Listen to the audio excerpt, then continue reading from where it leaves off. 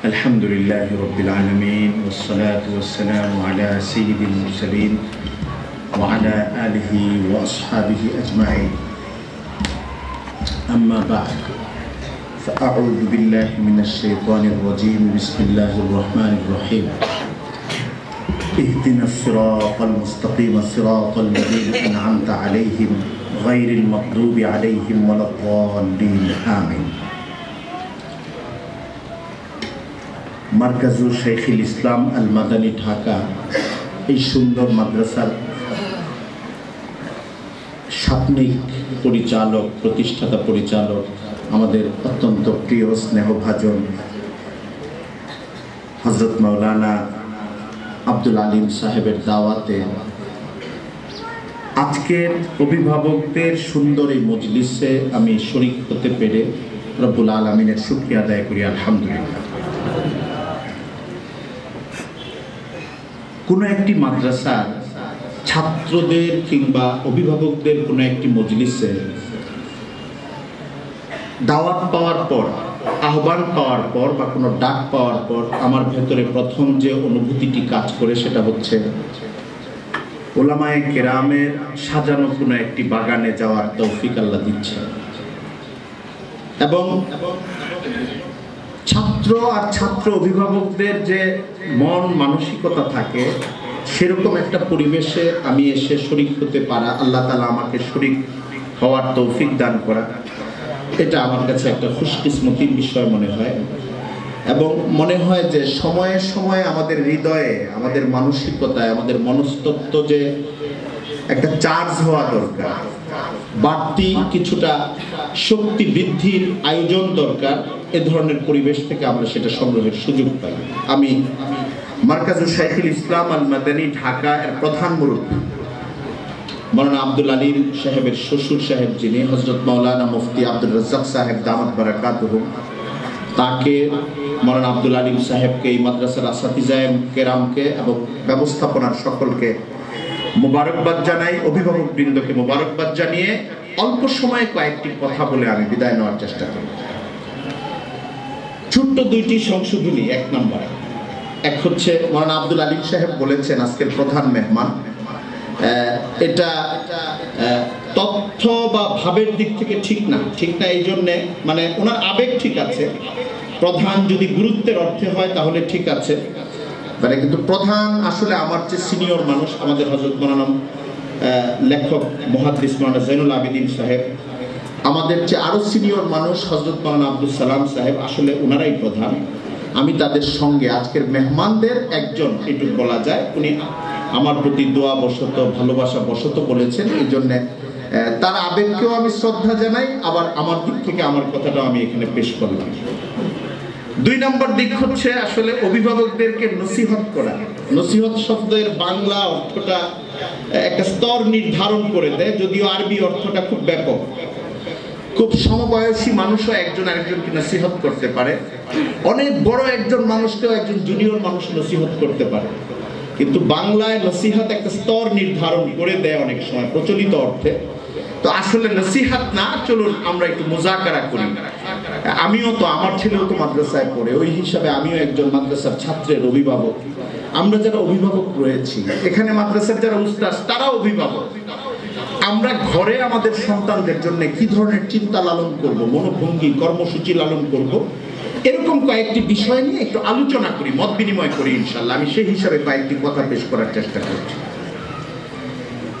আমার কাছে এখন এই বয়সে এসে যে কথাগুলোকে এই পরিস্থিতিতে দরকারি মনে হয়, আমি এরকম কোনো কয়েকটা কথা আমার কাছে মনে হয় যে অভিভাবকদের সঙ্গে বিনিময় করলে এটা আমার একটা দায় মুক্তির ঘটনা ঘটতে পারে।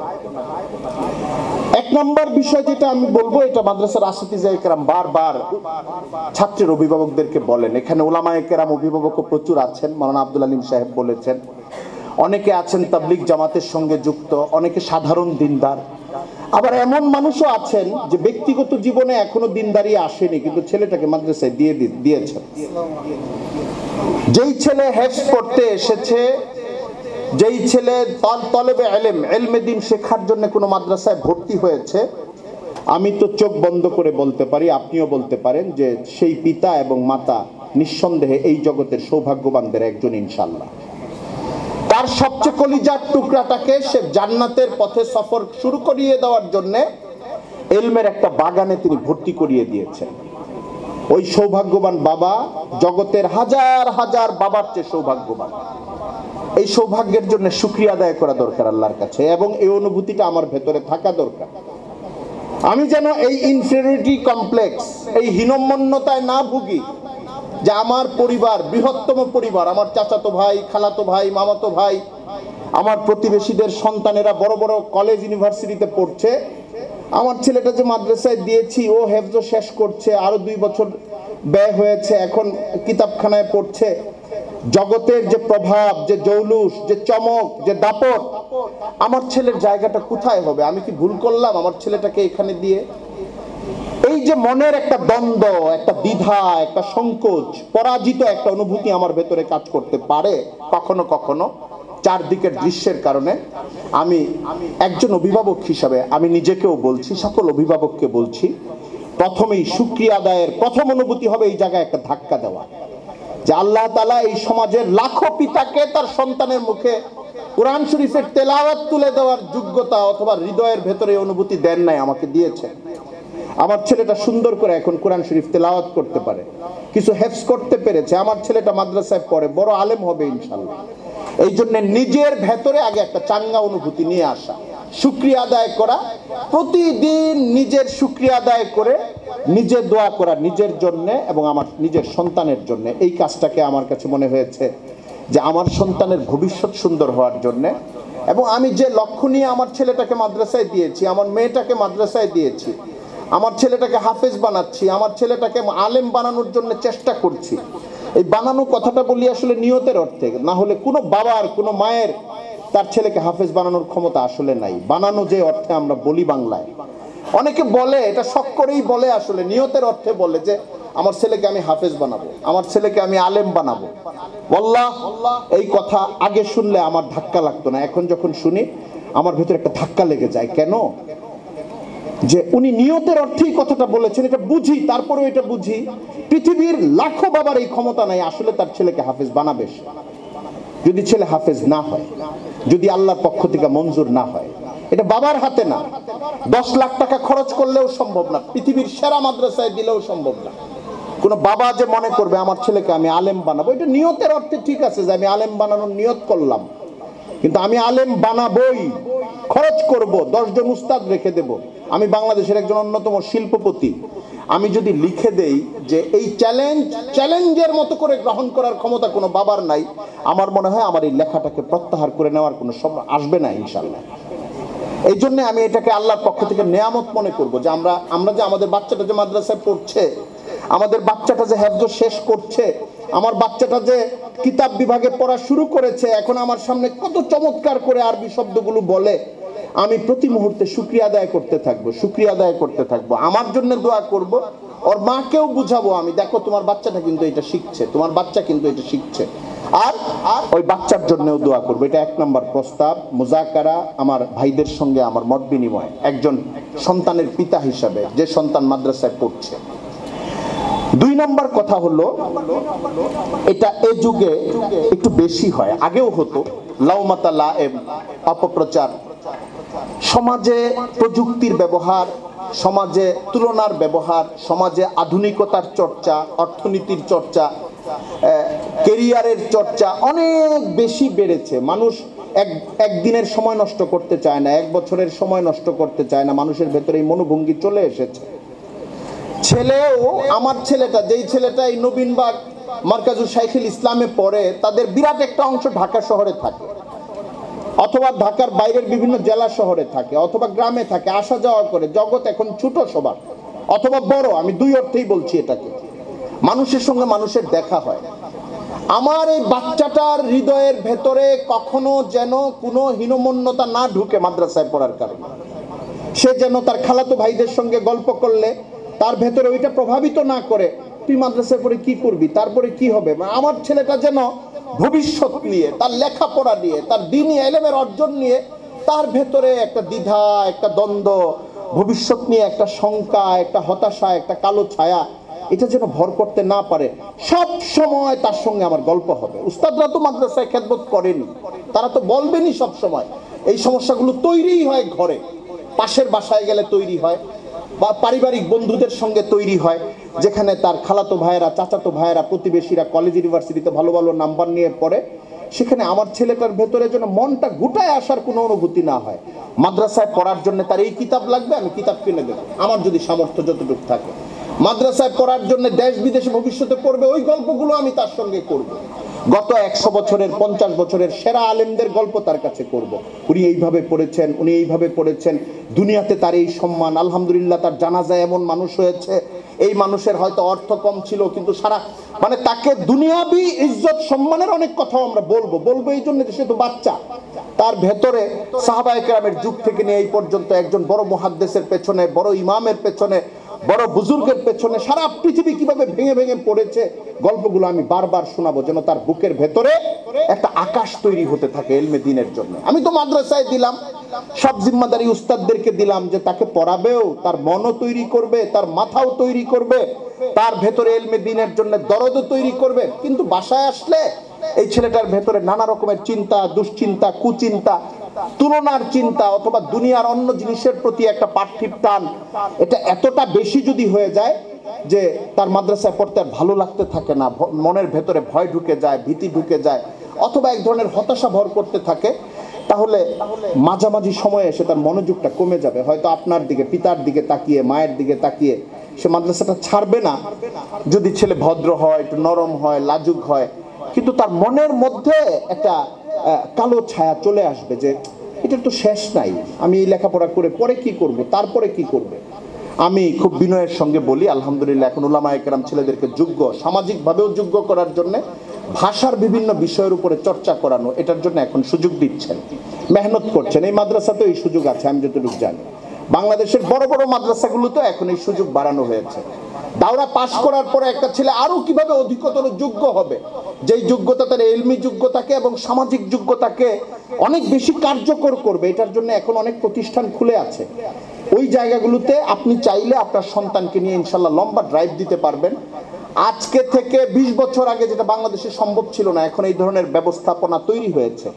এখন কওমি মাদ্রাসার ছেলেদের মধ্যে ভালো করে ইংরেজি ভাষা শেখা, ভালো করে আরবি ভাষা শেখা, এবং একটা ছেলে দাওরা ফারেক হওয়ার পরে আরো 2-3 বছর পড়ার পরে যদি মনে করে, এক এক ছেলের খেদমতের ধরন এক এক রকম হতে পারে, কেউ এরকম একটা প্রতিষ্ঠান করবে, কেউ এরকম একটা প্রতিষ্ঠানের উস্তাদ হবে, কেউ এমন হতে পারে স্পেন থেকে তার দায়ী হিসাবে ডাক আসবে, ওইখানে একটা মসজিদের খতিব হতে হবে, ভাষা ভালো জানতে হবে, আলেম ভালো হইতে হবে। আপনার ছেলে যোগ্য হয়ে গড়ে উঠলে ওখানে চলে যাবে। পৃথিবীর পশ্চিমের অনেক দেশ আছে যোগ্য আলেম নাই, তারুণ্যদীপ্ত, মেহনতি, দায়ী মেজাজের আলেম নাই। আমাদের এখানে যদি এরকম ছেলে তৈরি হয়, তখন তারা ওইখানে গিয়েও কাজ করতে পারবে। সারা পৃথিবী তাদের কর্মক্ষেত্র ইনশাল্লাহ সামনে তৈরি হবে। স্বপ্ন দেখাবো আমরা, তার মন যেন ছোট না হয়, এটা একটা বড় দায়িত্ব হবে। 3 নাম্বার, আমি যে কথাটা বলতে চাই সেটা মুরব্বীরা বলেন, আসাতিজায়ে কেরাম বলেন, তারপরেও আমি বলবো, আমাদের বাচ্চাদেরকে আমরা আমাদের পূর্বপুরুষদের গল্পের বই কিনে দেব এবং বলবো, নিজেরাও বলবো। বলবেন যে পিতামাতা কিভাবে বলবে, এত কিছু তো জানে না। পিতামাতা বাচ্চাকে শোনানোর জন্য বই কিনবে, বাচ্চাদের বই কিনবে এবং পড়বে। এখন বাংলায় অনেক বই পাওয়া যায়, আমাদের উলামায়ে কেরামের লেখা, আমাদের পূর্বপুরুষদের জীবনী পড়তে থাকবে, পড়ে বাচ্চাকে শোনাবে। বাচ্চাটা হেফজখানায় পড়ে, বই পড়ার এখনো পুরোপুরি অভ্যাস হয় না, আমি তাকে গল্পগুলি শোনাইতে থাকবো, যে দেখো সাহাবায়ে কেরামের কাহিনী, দেখো দেখো আম্বিয়া আলাইহিস সালামের এই ঘটনাটা এমন, অমুক নবীর ঘটনাটা এমন, অমুক সাহাবীর ঘটনা এমন, অমুক ইমামের ঘটনা এমন। আমাদের নিকটবর্তী 100-150 বছর আগের বুজুর্গদের গল্পগুলো বলবো, যেন তার ভেতরে অনেকগুলি গল্প জমা হয়। এই গল্পগুলো কিসের গল্প? ভালো মানুষের গল্প, তার পূর্বপুরুষদের গল্প। কারণ এই সমাজে যেই ছেলেটা বাস করে, সে মাদ্রাসায় পড়লেও আমি যদি তার সামনে অন্য কোনো গল্প না দেই, তাহলে সমাজ থেকে সে যে গল্পগুলো তার মেমোরিতে জমা হবে, সেটা খেলোয়াড়ের গল্প, রাজনীতিকের গল্প। এই সমাজে পত্রপত্রিকার মাধ্যমে যে গল্পগুলো, যে কাহিনীগুলি সে জানবে, যে জীবনগুলো জানবে, এই জীবনগুলো তার মাথা আচ্ছাদিত করে ফেলবে, কিন্তু এইগুলি তার কোনো কাজের, তার জন্য মুআসসির কোনো বিষয় হবে না। এই জন্যে আমরা আমাদের সন্তানদেরকে আমাদের পূর্বপুরুষদের, আমাদের আকাবিরে দ্বীনের, আমাদের আসলাফের, আমাদের বুজুর্গানে দ্বীনের, সাহাবায়ে কেরাম থেকে নিয়ে এই পর্যন্ত বিভিন্ন সময়ের ঘটনা, গল্প, ইতিহাস, এগুলো শোনানোর চেষ্টা করব। 4 নাম্বার কথা হলো, ছেলে ঘরে যখন যাবে, মাদ্রাসায় তো আসাতিজা একরামকে আমরা ছেলেই রাখি, দিয়েই রাখি, তখন পাহারাদারিটা অথবা মমতার সঙ্গে তাকে সঙ্গ দেওয়াটা, এই কাজটা আমরা করব। অনেক সময় এমন হয় 2 দিন ছেলেটাকে ছেড়ে রাখলে পরের জগৎটা তার আরেক রকম হয়ে যায়।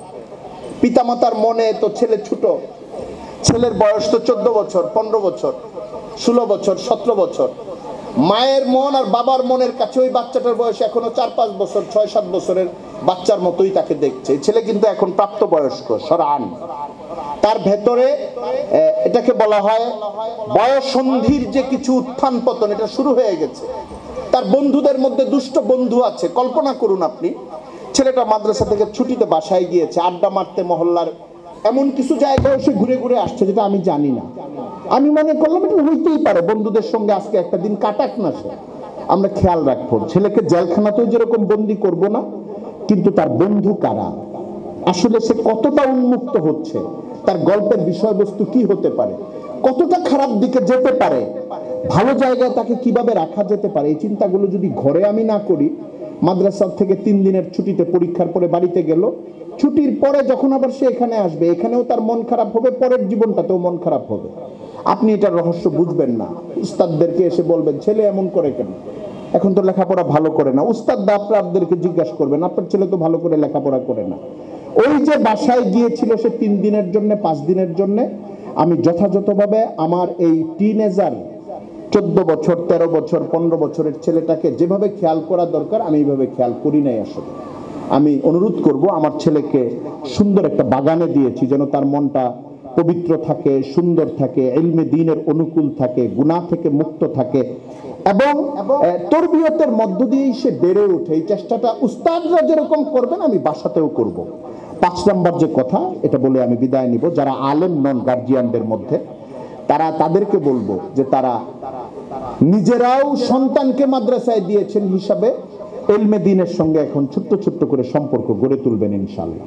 এখন বাংলাদেশে অনেকগুলো পদ্ধতি শুরু হয়েছে বয়স্কদের ইলমে দ্বীন শিখার, ফরজে আইন প্রক্রিয়া, দিনিয়াতের প্রক্রিয়া, তালিমউদ্দিনের প্রক্রিয়া, ঘন্টায় দিনে 1 ঘন্টা করে করে শেখা যায়। আপনার ছেলে যেদিন বড় আলেম হয়ে যাবে ইনশাআল্লাহ, 5 বছর পরে, 10 বছর পরে, 15 বছর পরে, আপনি একটা স্বপ্ন নিয়ে আপনার ছেলেটাকে দিয়েছেন, ছেলে যখন বড় আলেম হবে তখন আপনিও যেন ছেলের পিতা হিসেবে ছোটখাটো একজন আলেম হিসেবে থাকেন, অনেক মাসায়েল জানবেন, অনেক কিতাবাদি জানবেন, আরবি কিছু জানবেন।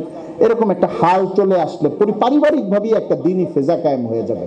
আমি সকলকে আন্তরিক মুবারকবাদ জানাই, যারা আমাকে ডেকেছেন, যারা এতটুকু সময় দিয়েছেন, যারা ধৈর্য ধরে শুনেছেন। আল্লাহ তাআলা আমাদের সন্তানদেরকে যোগ্য বানিয়ে দিন। এটা একটা স্বপ্ন থাকে, পিতামাতার স্বপ্ন তো এমন থাকে যে আমার জীবনে আমি কতটুকু হতে পারলাম বা না পারলাম, আমার ছেলেটা আল্লাহ বড় বানিয়ে দেয়।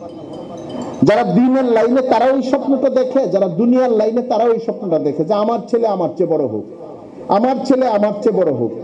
দ্বীনের লাইনে বড়, এই কথার মানে কি, আমি যতটুকু পেরেছি, যতটুকু মোতালা করেছি, যতটুকু গিয়েছি, আমার ছেলের খেদমত আল্লাহ তাআলা যোগ্যতা, ফাহাম, কিতাব আত্মস্থকরণ এবং সমাজের মধ্যে অবদান, মকবুলিয়াত, কামিয়াবি আল্লাহ তাআলা আমার ছেলেকে আরো বাড়িয়ে দেন।